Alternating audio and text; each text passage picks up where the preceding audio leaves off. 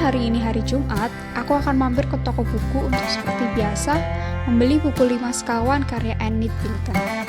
Aku tahu, sebenarnya buku itu lebih cocok dibaca waktu aku masih duduk di bangku sekolah dasar. Namun, waktu masih SD, aku belum berani baca 5 sekawan karena judulnya seram-seram dan abangku waktu itu membohongiku dengan bilang kalau itu adalah cerita horor. Jadi, aku berani baca sekarang. Ya memang, sedatar itu hidupku.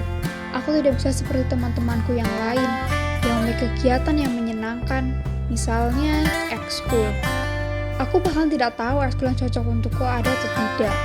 Aku lebih senang membaca buku sambil makan es krim. Kalau tidak ada Nata, Dina, Giska, Hana, April, Alia, dan Talia, aku sudah pasti tidak punya teman. Kalau mereka mengajakku nonton film di bioskop pun, mereka sampai capek mendengar alasanku supaya tidak ikut. Aku tidak suka saja, berisik, volumenya terlalu besar. Dari berdelapan, hanya Dina yang satu kelas denganku. Maka sesampainya di kelas, aku buru-buru menghampirinya yang kelihatan sibuk mengerjakan tugas yang akan dikumpulkan ketika bel masuk berbunyi. Dina, kamu gak lihat aku lagi apa? Din, kemarin.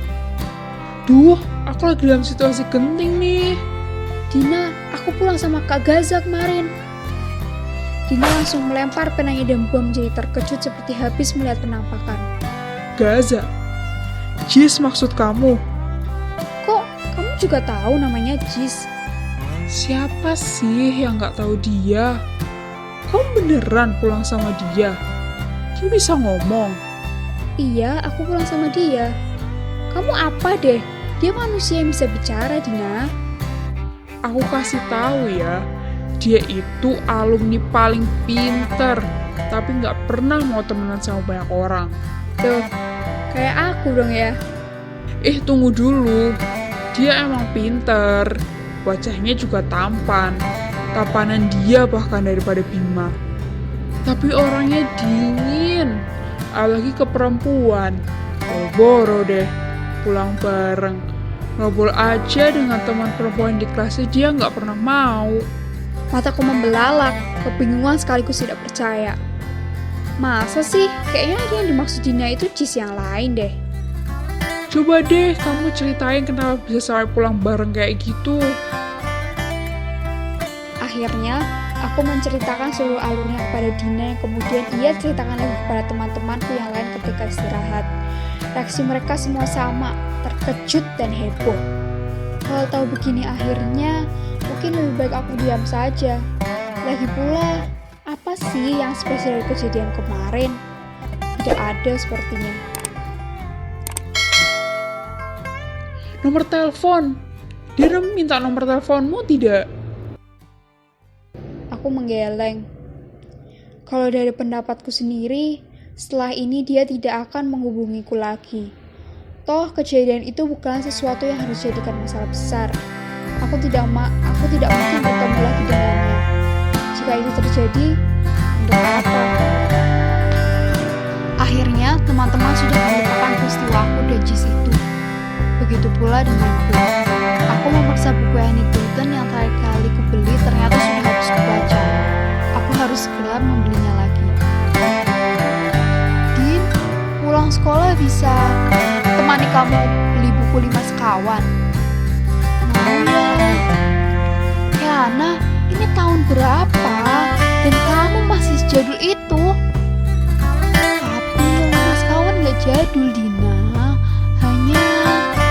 Hanya jarang yang suka. Sebentar aja kok, habis beli langsung pulang. Kalau kamu minta ditemenin nonton film, aku mau deh, Ke.